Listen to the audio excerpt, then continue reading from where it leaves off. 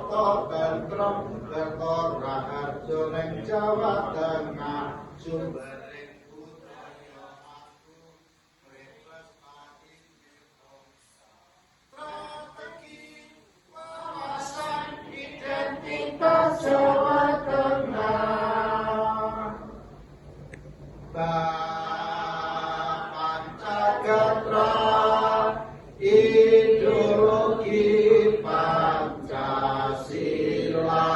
nindakake demokrasi Pancasila ekonomi laksana